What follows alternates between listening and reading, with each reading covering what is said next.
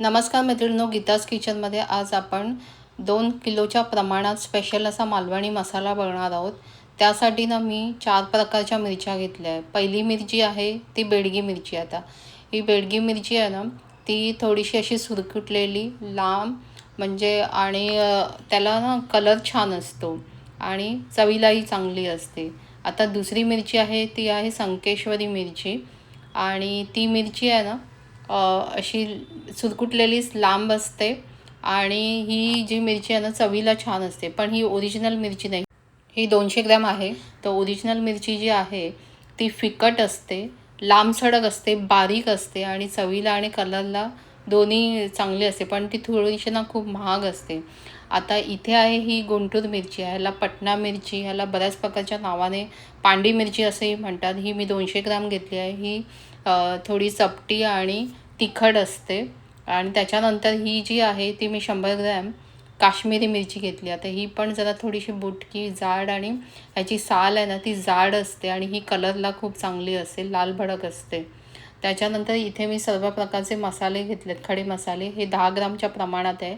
तसं हे आहे तिरफळ आहे. तिरफळच्या नंतर ही कस्तुरी मेथी आहे. कस्तुरी मेथी आहे ना खरं तर मालवणी मसाल्यामध्ये पूर्वी वापरली जायची नाही, पण आता घालतात चांगली चव येण्यासाठी. त्याच्यानंतर हे आहे, ह्याला रामपत्री किंवा मायपत्री असेही म्हणतात. नंतर हे आहे नागकेशर. इथे मी घेतली आहे हिरवी वेलची. हे आहे मेथी आणि 2 जायफळ घेतले आहे. 1 किलोला 1 या प्रमाणात 2 घेतले आहे. आता हे आहे खडा हिंग 20 ग्राम आहे. बाकी सर्व जे खडे मसाले आहेत ते 25 ग्राम आहे. हे आहे तमालपत्र, दगडफूल, लवंग, जावित्री, चक्रीफूल,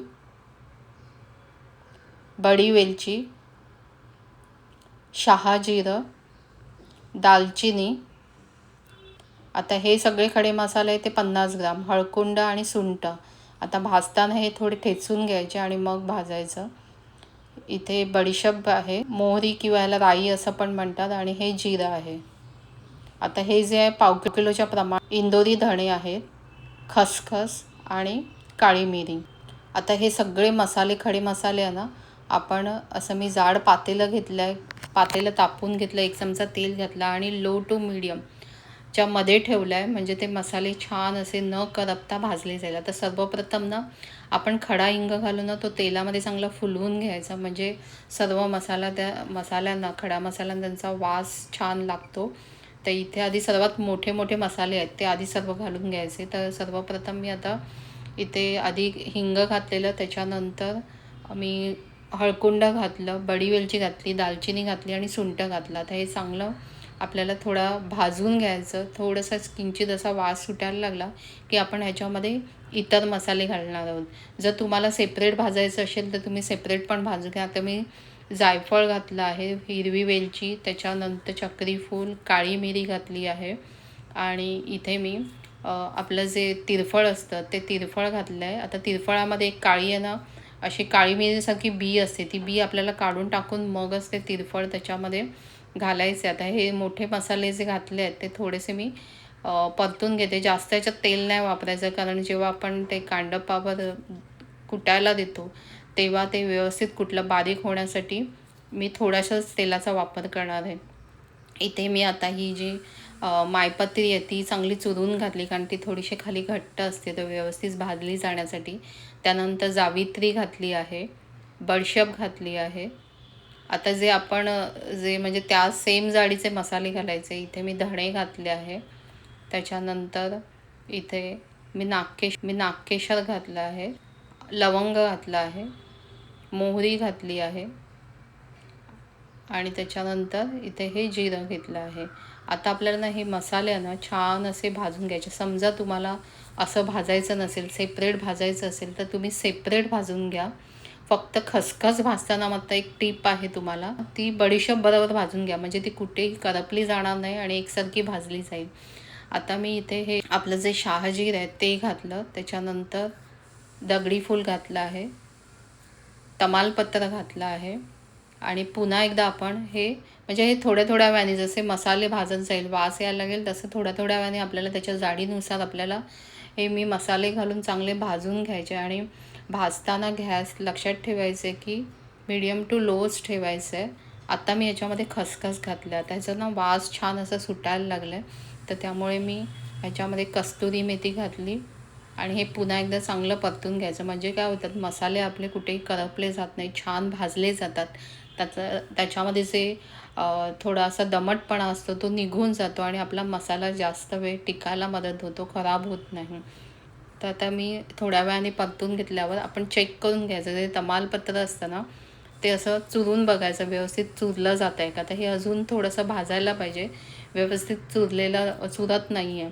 तर मी पुन्हा थोडा वेळ हे भाजून घेते आणि त्याच्यानंतर आपण थोडंसं मसाले ना आतमध्ये चेक करायचे की भाजले आहेत की नाही. जसे मसाले भाजतात ना, त्या मसाल्यांचा छान असा सुगंध येतो आणि घर अगदी म्हणजे त्या मसाल्याने भरून जातं सुगंधाने. तर आता इथे तमालपत्र चांगलं भाजलं गेलं आहे म्हणून शेवटी मी आता आपले सर्वात शेवटी मेथी घालायची आहे, कारण सुरुवातीला घातली तर त्याचा कडवटपणा येतो, त्यामुळे सर्वात शेवटी घालायची आणि नंतर थोडा वेळ परतल्यानंतर गॅस बंद करून टाकायचा. इथे आपले सगळे खडाई मसाले जे आहेत ते छान व्यवस्थित न करपता भाजले गेलेले आहे. तर परातीमध्ये मी पसरवून घेते आणि नंतर थंड झाल्यावर आपण चेक करायचं आहे की व्यवस्थित भाजले गेले की नाही. तर आपण हे थोडेसे थंड करायला देऊया. बघा तुम्हाला मी दाखवते, अजिबात कुठेही न करपता. तमालपत्र पण बघा कुठेही करपलं नाही आहे, पण ते व्यवस्थित भाजलं गेलं आहे. आता आपण जे मिरच्या आहेत ना, त्या मिरच्या भाजायला गेल्या. मिरच्या भाजताना मात्र थोडंसं तेल घालायचं, त्यामुळे त्या खमंग अशा भाजल्या जातात. आता ही काश्मीरी जी मिरची आहे ना, ती थोडी जाड सालीची असते, त्यामुळे ती भाजायला वेळ लागते. त्यामुळे आपल्याला लो टू मीडियमवरच भाजायचं आहे आणि छान असं त्याला कलर म्हणजे सुगंध येईपर्यंत भाजायचं आहे, न करपवता. तर आता इथे माझी काश्मीरी मिरची छान भाजून झालेली आहे. त्याच्यानंतर आता ही तुम्हाला थंड झाल्यावर दाखवते. बघा किती कुरकुरीत झालेली आहे, म्हणजे करपली पण नाही, छान भाजली गेली आहे. त्याच्यानंतर ही मी जी पांडी त्याला म्हणजेच गुंटूर मिरची घातली आहे. पुन्हा थोडंसं तेल घातलं आहे, पुन्हा ते छान असं भाजून घ्यायचं मंद गॅसवर. आणि आता इथे माझी ही मिरची पण भाजून झाली. आता मी एक मिरच्या ज्या आहेत, आपण 4 प्रकारच्या मिरच्या घेतल्या, त्या भाजून घ्यायच्या न करपवता आणि त्या भाजून झाल्यानंतर सेपरेट अशा वेगवेगळ्या ठेवायच्या. म्हणजे समजा आपल्याला एखादी जे नवीन करणारे असतात त्यांना कळत नाही, मग समजा एखादी आपली मिरची भाजली नाही गेली तर आपल्याला पुन्हा ती थोडीशी परतवता येते. आता अंकेश्वरी मिरची घातली आहे, ती पण तेल घातलं थोडंसं आणि भाजून घेतली. जास्तीचं तेल वापरायचं नाही. जर तुम्ही ह्याच्यावर आपल्या कांडपावर दळायला देतात तर थोडं तेलाचा आणि किंवा गिरणीवर पण तेलाचा वापर कमी केला गेला पाहिजे, तर ते छान वाटलं जातं किंवा कुटायला चांगली मदत होते. तर इथे आता मी सर्वात शेवटी ही बेडगी मिरची घातली आहे. पुन्हा याच्यात थोडंसं तेल घातलं आणि थोडा चांगलं परतवून घ्यायचं आहे. मसाले ह्या मिरच्या भाजल्या की नाही ते आपल्याला वासावरूनच कळतं मिरच्या भाजत आलेल्या आहे. तर आता ही दुसरी बॅच आहे ती घातली आणि बघा सगळ्या मिरच्या आणि मसाले मी सेपरेट ठेवले, जेणेकरून ते व्यवस्थित भाजले गेले नाही. आणि चांगले भाजले गेल्यामुळे मी आता पिशवीत भरले आणि मी आपलं जे कांडप आहे त्याच्यावर ते कुटून आणणार आणि कुटल्यानंतर थंड झाल्यावरच आपल्याला बॅगमध्ये भरायचे ना, ते दमट होऊ शकतात. इथे आता मी एक कांडप जिथे आहे आमच्या इथे तिथे घेऊन आले, कुटून आणला आहे मसाला. आणि आता मी तुम्हाला हा मसाला किती झाला तो दाखवते. तर मी 2 किलोच्या प्रमाणात केलेला, पण ह्याच्यामध्ये काय झालं की 1 किलो 800 ग्रॅम आणि वर झालेला आहे. तर थोडासा मसाला त्याचं शेवटी राहतं ना, ते पुडीत बांधून देतात. हा 100 ग्रॅम आहे, तो आता मी मिक्सरला लावून त्याच्यात घालणार आहे. तर जवळजवळ आपल्याला 1 किलो 900 ग्रामच्या आसपास आपला मसाला 950 ग्रॅम इतका झालेला आहे. आणि त्याला कलर पण किती सुंदर आला आहे बघा, आणि घरभर नुसता त्या मसाल्याचा वास दरवळतो आहे.